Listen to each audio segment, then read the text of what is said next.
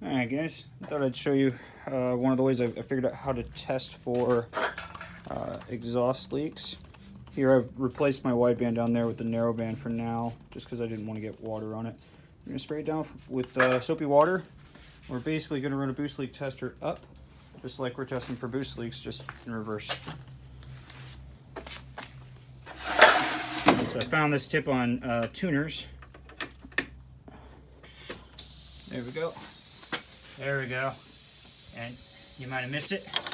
You can see the rings here from a big bubble right there means that O2 gasket's still leaking.